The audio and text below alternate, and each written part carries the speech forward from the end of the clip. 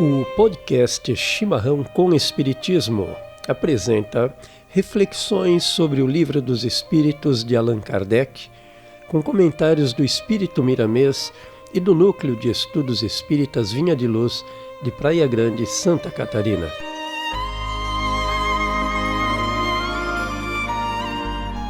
Dando continuidade à terceira ordem, Espíritos Imperfeitos, abordaremos neste programa a questão de número 103.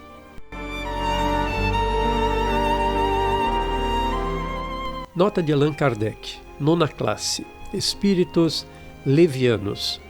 São ignorantes, maliciosos, irrefletidos e zombeteiros.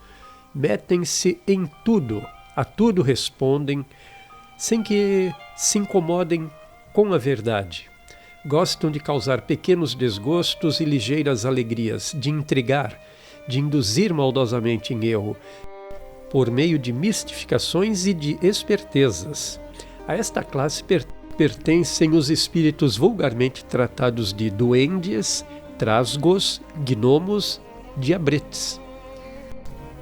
Acham-se sob a dependência dos espíritos superiores, que muitas vezes os empregam, como fazemos com os nossos servidores.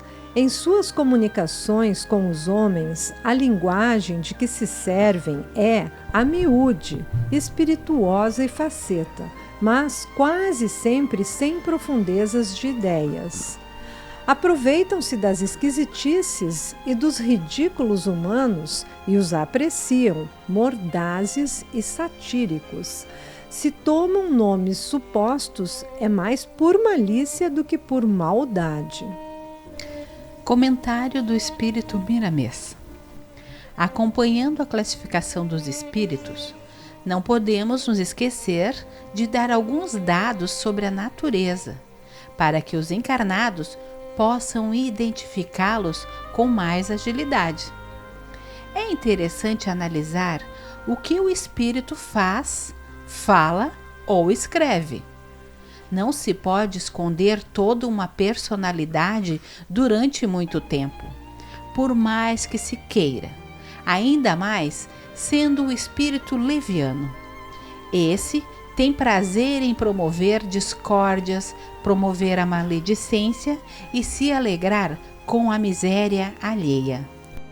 Quando lhe interessa, tem alguns lances de bondade, mas logo sai desse ambiente onde deveria permanecer. Os espíritos levianos são profundamente maliciosos e sentem prazer nas suas leviandades. Procuram sempre as companhias que lhes servem de médiuns com as mesmas intenções. Riem muito das arapucas que armam para os outros e se reúnem em grupos de sintonia para procurarem meios de infernizar a vida de seus semelhantes. São desajustados em muitos ângulos de sua vivência. Os espíritos levianos respondem a tudo, sem pensar no que estão respondendo. Eles não têm interesse em falar a verdade, e sim alimentar a vaidade de tudo saber. E quando são desmascarados, alegam ao enganado que a vida é assim mesmo, que a mentira e o engano estão na boca de todas as pessoas. Amigos, eu gostaria de fazer uma contribuição, então, nesse início do nosso trabalho sobre o comentário do Espírito Miramês, quando ele nos alerta para a observação dessas manifestações, dessas comunicações, porque, como ele disse, que nós precisamos estar atentos a como o Espírito fala, como o Espírito escreve e analisar friamente.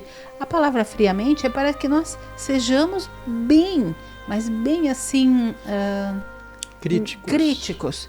Não se deixar influenciar ou levar, porque observamos aqui que eles têm uma alegria incontida de satisfazer o próprio ego, a sua vaidade, como ele disse.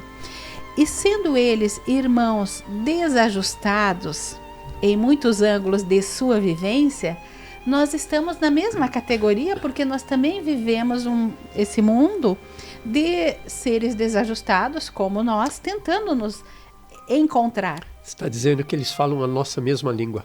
falam a nossa mesma língua. Por isso a facilidade, talvez, né, Paulo, de nos comunicação. enganar. A facilidade de comunicação. Assim como entre nós aqui encarnados, muitas vezes somos ludibriados por uma palavra de muita esperteza, né, de muita vivacidade e tal, nos deixamos levar. Não é isso? Verdade. E por que muitas vezes também, amigos, nós nos ofendemos ou melindramos facilmente com alguma pois é. coisa? Por quê? Porque nós queremos que a nossa vaidade seja alimentada, porque tudo saber é eu que tenho que tudo saber. Então essa categoria, ela faz parte da nossa vida no plano físico como no plano espiritual. Ela, digamos assim, é pouco ética, mas ela é esperta, ela é inteligente, né? Nesse sentido, ela capta exatamente as nossas necessidades e sabe muito bem alimentar a nossa vaidade, não é isso, Martinha? Sim, porque o Miramês falou exatamente isso, Paulo. Os espíritos levianos são profundamente maliciosos e sentem prazer nas suas leviandades, procurando sempre a companhia de quem? Daqueles que se servem que são Afins. iguais, né? Seus iguais, exatamente. Isso mesmo. Continuando então, amigos, o comentário do Espírito Miramês: a mentira no meio deles é a arma de fazer intrigas. Se ouvem alguma coisa séria, não prestam atenção, por não terem capacidade de pensar no que estão semeando de mal aos outros. E a própria natureza não os força, pois assim é a vontade de Deus. Que eles caminhem passo a passo e despertem para o bem na sequência da sua evolução. É porque, na verdade, eles pensam que o que eles fazem é vamos dizer, uma brincadeira de criança. Vamos fazer uma analogia. Que não tem maldade, que não tem mal. Eles querem se divertir e rir. Só que vão colher essa semeadura. Por que vão colher essa semeadura? Como já disse o Mestre Jesus para nós em uma das suas parábolas, nós somos semeadores. E nós temos um vasto terreno, terra, para semear. Assim como o nosso coração é essa terra. Então, as minhas escolhas equivocadas vão me levar para esse fim, dia mais, dia menos. E quando o nosso Pai deixa a nossa vontade, o nosso livre-arbítrio, Ele quer que nós venhamos a aprender com os nossos erros. Sim, exato. Claro que nesses nossos erros, né, meus amigos, nós teremos essas consequências, isto é, causaremos danos que terão que ser reparados nessa nossa caminhada, nessa nossa evolução. Exatamente. Bom, prosseguindo então com o Miramês, o mundo espiritual superior não se cansa de ajudá-los na luz da sutileza espiritual, por saber que algum dia despertarão para a verdadeira fraternidade com honestidade e amor.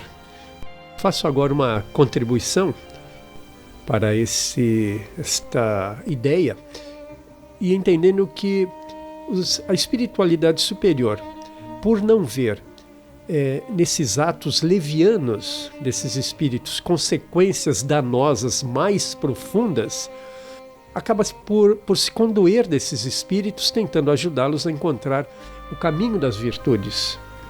Paulo, esses irmãos, eles não percebem o dano. O dano é causado. Existe, E a espiritualidade, então, que está vendo muito além de nós, vai mesmo. lá e atende. E atende. Orienta, protege, ampara, mas não influencia. Exato. Inspira, né? Inspira, minha amiga, é isso. Muito bem. Dando continuidade então ao Miramês, o médium encarnado, ou mesmo as pessoas que não tenham as faculdades desenvolvidas, devem ter cuidados com pensamentos zombeteiros que lhes surjam à mente de vez em quando, examinando o que chega. Elas podem, com esse exame mais minucioso, com essa atenção mais arguta, podem constatar de onde vem esse trabalho. É o vigiar em evidência para não cair em tentações. Pois é, Regina, concordo, é preciso estar bastante vigilante, né, para que não sejamos enganados, né, cometamos algum engano, algum erro. E o Miramês diz assim: infelizmente são centenas de médiuns que são enganados por espíritos levianos, por faltarem nestes medianeiros instruções que correspondem às posições na doutrina dos espíritos. A mistificação na área mediúnica é um fato. Amigos, também uma contribuição sobre essa fala do orai e vigiai, que nós devemos lembrar que o orar, ele compreende uma ação de elevar o pensamento a Deus e fazer preces para se conectar com Ele.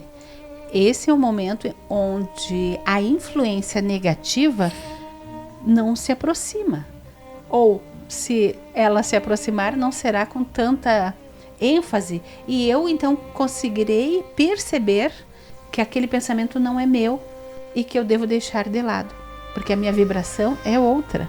Não sei se vocês concordam com este pensamento. Tem nexo, é bastante plausível, né? Martinha, às vezes a gente fica divagando. Eu estou fazendo uma prece e ao mesmo tempo eu não estou conectada com o Deus, meu Deus interior, com Jesus, e começo a divagar e acabo não ficando sintonizada como deveria. Você não concorda? Eu concordo, minha amiga, porque aí quando eu não estou conectada, não estou buscando a prece como eu deveria, aí sim os meus irmãos, os nossos companheiros aí que estão na volta, aguardam esses momentos para influenciar-nos. E não só na prece, vou dizer, nos nossos grupos de estudos, fomos alertados aqui por uma dirigente, digamos assim, né? Uma pessoa mais experimentada, que ela notou que, eventualmente, durante as preces de abertura dos trabalhos, alguém estava um tanto quanto desatento. Ela percebeu, ela teve essa intuição. Então, ela colocou para o grupo que todos nós deveríamos estar mergulhados neste instante, na mesma vibração, na mesma vibração. E aí eu fiz o meia-culpa. Eu disse que numa dessas realmente eu tive vários flashes da minha infância e eu decolei. Enquanto o grupo estava unido naquela prece, se preparando para o estudo, eu decolei, eu voltei para a minha infância e vi vários flashes, né? E aí eu dei a minha mão à palmatória dizendo, você tem razão. Aconteceu isso exatamente comigo, eu não estava presente aqui naquele momento. E aqui, como ele fala em a mistificação na área mediúnica, Martinha, a pergunta que eu te faço, durante uma reunião mediúnica, a gente tem que estar todos que estão ali tem que estar conectados na mesma vibração, né? Mas eu não posso estar ali e pensar que eu tenho lá em casa, eu deixei uma panela no fogo, ou que eu tenho que passar roupa, ou que amanhã eu tenho que fazer compras no mercado. Eu tenho que estar no momento, porque quando eu me desvirtuo, isso também pode ser um espírito irmão desses levianos me tirando para quebrar a sintonia de todo o grupo. Seria isso? Tem um detalhe nisso daí que você está falando, que também foi tema de uma conversa de grupo, que é justamente a dificuldade que nós temos de meditar, por exemplo. Que meditar, na verdade, nada mais é do que nos concentrarmos, colocarmos luz, o foco todo para aquilo que naquele momento estamos fazendo. Não contrariamente ao que muitos pensam de que a mente fique em branco, esvaziar a mente. Não é isso. É ao contrário, é preenchê-la, mas com um foco dirigido no olho da mosca, né? no alvo. É esse detalhe. Paulo já respondeu parte da nossa pergunta, amiga. Contribuindo mais um pouco, eu tenho que ter o cuidado de não fragmentar os momentos, sejam quais forem eles, mas aqui, especificamente esse da área mediúnica, do próprio grupo de estudos, eu tenho que estar inteiro naquele momento e naquele trabalho. E o cuidado que eu tenho, então, é minha responsabilidade. Os irmãos vão me influenciar, mas quem permitirá essa influência sou eu. Então, como é que está o meu pensamento neste trabalho que eu irei desenvolver? Estamos num mundo de tribulações, onde o dia a dia vai estar presente na minha mente. Eu tenho muitas coisas e eu estou checando mentalmente e falando contigo. Eu estou lendo e checando algo que eu tenho que fazer. Mas eu tenho que tentar buscar esse momento de meditação, me concentrar naquele tema e entender que ele é muito importante. Então, não permitir as influências é minha responsabilidade. Porque o outro só vai se aproximar se eu permitir. É o orar e vigiar. É o orar e vigiar, constantemente. Essa necessidade de estar focado, ela é difícil. Veja um exemplo. Quando você vai a um cinema e você está naquela sala escura, diante daquela tela gigante, naquela 1 hora e meia, o que acontece? Aquele filme consegue nos abstrair da realidade que está lá fora. A gente fica completamente inserido, mergulhado naquele filme. É um chamamento material, né? É um show, é um espetáculo de luzes, de sons, de cores, de movimento. Então, aquilo que está ali na frente está nos distraindo de tudo mais que vai lá fora. Já quando nós temos que nos concentrar num ponto de estudo, numa oração, a coisa dificulta, é dificultada. Porque essa abstração toda nós mesmos temos que criar na nossa mente. A imagem que nós estaremos vendo na frente tem que vir de dentro. Mas estamos tão pouco acostumados a olhar para dentro, para sentirmos o que vem de dentro, porque estamos convocados constantemente aos apelos externos. Por isso que o Miramês fala, numa fala anterior, que o mestre é o amor nas nossas vidas e o Pai não influencia na nossa evolução para que nós possamos despertar. Então, esse despertar de que eu tenho que fazer essa caminhada que tu dá esse exemplo magnífico, Paulo, eu é que tenho que construir. Eu é que tenho que fazer essa transformação. Essa construção interna, né, pessoal. Eu preciso me dar conta. Exatamente. É um trabalho. É um trabalho difícil, realmente, porque você tem que abstrair a tua... Como você disse, Martinha, todo esse teu planejamento, tudo que está indo na tua consciência, tem que fazer isso, tem que providenciar aquilo e tal. Você tem que alijar tudo isso da tua mente e criar esta imagem para aquele momento. É quase desligar do material e se ligar ao espiritual. Muito bem, Regina, colocado. Exatamente. E eu contribuo mais ainda dizendo que se nós temos essas instruções todas, essas formas de descobrir, já nos dando conta desses exemplos que o Paulo cita e que a Regina também. Quer dizer que eu sou capaz. Assim.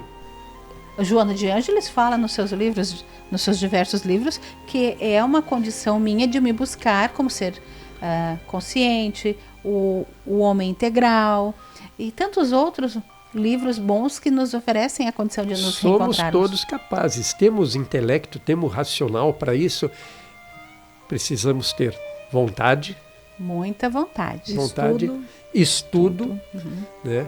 E basicamente isso. Você ter os instrumentos na mão, né? Todo o estudo, toda a orientação e com tudo isso nas mãos, ter a vontade de orientar todo esse conhecimento para aquele foco. E nós para podemos aquele puxar propósito. Isso para a própria escala espírita que nós estamos estudando.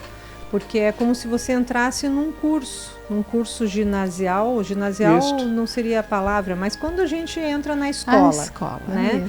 Entra na creche como bebê, né? Na escola maternal. E daí você vai evoluindo, você já consegue dar os primeiros passos. As séries iniciais, aprende a ler, aprende a escrever e vai indo, é um processo. E se nós nos darmos conta que o espírito, a evolução do espírito é este processo, nós só temos que nos esforçar, estudar, querer, ter vontade para chegar lá. Ah, Regina, que lindo. Um planeta escola também? Com certeza. Maravilhoso. Eu gostaria de fazer um comentário ainda do Espírito Miramês, meus amigos, que vai proporcionar outros comentários ainda sobre este assunto da instrução. Este parágrafo está rendendo. Está rendendo. Miramês nos diz que os espíritas, principalmente os médiuns de todos os níveis, devem se instruir e, sem perda de tempo, se educar. Acabamos de falar isso, não é? Sem essas duas forças, eles não saem do engano e são cortejados por espíritos levianos, por cegos, que acabam induzindo os dirigidos à maior cegueira. Eu contribuo aqui então com uma fala, porque nós falamos ali de estudar, dessas séries iniciais. O educar, o espírito tem que se educar, se autoeducar. O professor não vai lá e dá a cola para o aluno passar de série. Os espíritos você não sai de uma hora para outra falando em inglês. Você precisa procurar os estudos. Você não sai falando alemão, grego. Você tem que treino. Você não faz qualquer atividade profissional sem começar lá do zero, né? Então, um exemplo tolo, mas interessante. Eu vou me preparar para uma prova e nesta prova eu acredito estar pronta. Eu me instruí, eu me dediquei e eu não perdi tempo. Eu fui lá e me dediquei ao tema para a prova. Estudei. Chegando à prova, o meu colega me passa uma cola e diz a resposta do número tal. Mas eu estudei. E aí eu fiquei em dúvida. Mas como eu estudei se ele me está me dando uma resposta diferente? Diante desta oportunidade que me surgiu, eu fiquei em dúvida, mas ainda assim aceitei a sugestão do meu colega. Não confiou no teu estudo? Não confiei no meu estudo. Ao conferir então o resultado desta prova, a qual eu recebi, deu-se conta do engano. Você estava certa. Aquele esforço que você despendeu para estudar e que te levou, naquele momento, à resposta certa, foi abandonada. Você deixou esta opção livre-arbítrio que por você livre-arbítrio. escolheu, é isso aí. Em cima de uma insegurança. Toda ação tem uma reação, como nós já sabemos no nosso evangelho, nos nossos estudos. Então, ali, naquele momento, eu percebi que eu não estava forte, determinado o suficiente. Isso. Eu precisava estudar mais. E também, outro exemplo, outra informação, a espiritualidade faz isso conosco. Ela te deixa seguir os passos e fazer as escolhas. Mesmo que no teu íntimo tu já perceba uma mudança, mas tu te deixa influenciar. Ainda se deixa, pelo fácil, pelo bom, pelo conforto, comodismo. Você teria que interpretar aquela questão e ainda se esforçar para chegar à resposta correta, que você, inclusive, de início já tinha. Esta é a resposta A. Mas o amigo disse, não, eu já tenho o gabarito, aqui é a B. Você, como diz, né, optou pela solução mais fácil, né, mais cômoda. Outro exemplo bacana, talvez, para nós analisarmos é que não podemos parar de estudar. Nós temos que cada vez mais buscar entendimento e esclarecimento. Porque não parece também aí, meus amigos, que eu estava vaidosa. Porque eu já sabia. Ele me deu uma resposta que realmente a minha vaidade ficou satisfeita. Porque eu já tinha estudado muito, então ele só confirmou o que eu já sabia. Eu não parei, eu não me detive para analisar. Porque eu estava me achando, eu tinha uma soberba de achar que eu tinha todas as respostas. E assim é a nossa vida, nós não temos todas as respostas. Nós temos que buscá-las através dos estudos, do evangelho e aprimorar e aprender. E meditar em cima do que aprendeu. Pois é, Martinha, o que você está querendo dizer talvez seja algo um tanto quanto difícil de a gente apreender assim no primeiro momento. Por exemplo, quando você disse que foi para a prova suficientemente conhecedora do assunto e ao receber a confirmação de um colega que te passou uma cola confirmando a tua opção era A e ele te passou, olha, a opção é A, você sentiu aquele conforto, aquele regozijo que você classificou como vaidade. Eu não entendo bem como vaidade, mas sim como uma forma de regozijo, ou seja, eu estudei e alguém está me dando o caminho, a resposta que valida exatamente aquilo que eu estudei. Né, confirmando. O meu estudo.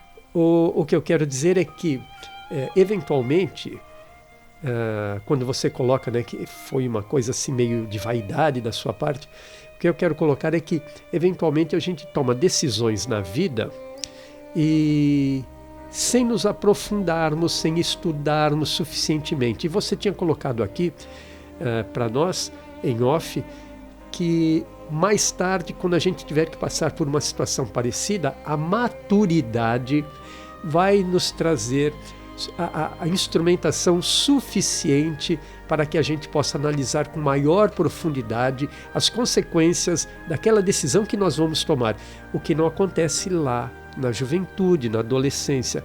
Então, de novo, a vida está aí, como disse a Regina ali, o planeta escola. Ela está nos dando lições frequentes, diárias, para que a gente possa tomar as melhores decisões, né? Que tragam boas consequências para nós e também para os que nos circundam, não é isso?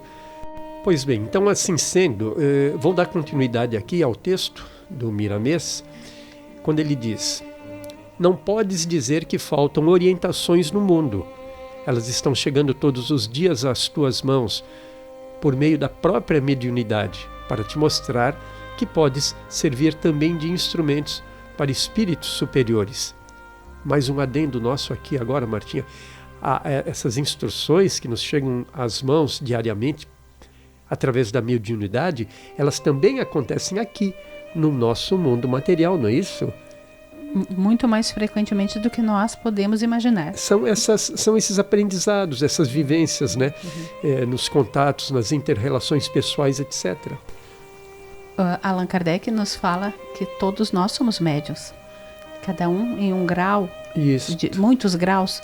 Então as oportunidades e as orientações estão chegando a todo momento. E nos estudos, né, do livro dos médiuns que a gente faz, é dito que a gente é médium muito mais durante o dia do que durante aquelas 2 horas, 3 horas que estamos na mesa mediúnica.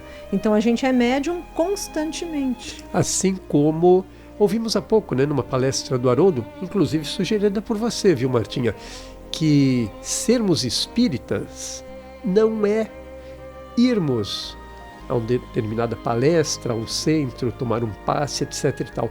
Ser espírita é ser espírita das 6 da manhã de hoje até as 6 da manhã de amanhã. Só. Né? Só durante 24 horas. Tá? O resto do tempo a gente pode ficar de folga sem nenhum problema. Mas, voltando então, vou concluir aqui a minha fala do Miramês. Ele diz ainda: analisa todos os pensamentos que porventura chegarem à tua mente, examina-os e seleciona-os para depois falar com mais segurança. Muito bem, o Miramês nos traz aí uma dica valiosa. Examinarmos os nossos pensamentos, fazer uma seleção para ver o que é nosso e o que não é nosso, o que pode ser bem útil, porque mesmo quando a gente diz é nosso e não é nosso, a gente avalia aqui no mundo material, mas esse não é nosso não é só de espíritos levianos. Muitas vezes nós também somos intuídos, e a grande parte das vezes pelos nossos mentores espirituais, mas também, como temos o livre-arbítrio, às vezes nós não seguimos os conselhos. E Miramês continua: dessa forma, com esse exercício, os espíritos levianos vão se afastando de nós, enquanto outros, olha a dica, enquanto outros na nova sintonia irão tomando seus lugares para falar da verdade, na inspiração do Evangelho do nosso Senhor Jesus Cristo. Acabei falando, dando aqui a minha contribuição antes de ler a fala do Miramês. E o Miramês ainda conclui dizendo: a maldade não te leva a nada de bom. Ela, a maldade, é semente que te obriga a colher futuramente os frutos da violência, estragando a tua paz de consciência. É o remorso. Outro tema bacana para estudarmos. E o Miramês ainda nos diz, amigos: deixa as trevas e procura a luz, que te levará à felicidade. Começa hoje, agora, a trabalhar dentro de ti, buscando conhecer a ti mesmo, que o céu não está em outro lugar e poderá refletir onde quer que fores. A Regina falou anteriormente da influência dos bons espíritos na nossa vida, e o Miramês também nos traz essa informação numa fala do Paulo, onde ele diz: não pode dizer que faltam orientações no mundo. Então que nós possamos abraçar essas orientações do bem e do amor e transformar a nossa caminhada em luz, meus amigos, para essa felicidade que pode ser hoje, essa transformação e essas escolhas melhores, porque assim nós, além de fazermos escolhas melhores, vamos influenciar esses irmãos levianos que estejam à nossa volta. E concluindo esse estudo, gostaria de trazer lá do Evangelho segundo o Espiritismo, capítulo 15, item 3, uma consideração do Kardec. Ele diz que não considera, portanto, a caridade apenas uma das condições para a salvação, mas como a única condição para a salvação. Então, quando nós somos exemplos bons para os nossos irmãos, nós estamos praticando a caridade, porque através do nosso exemplo, eles acabam se melhorando também.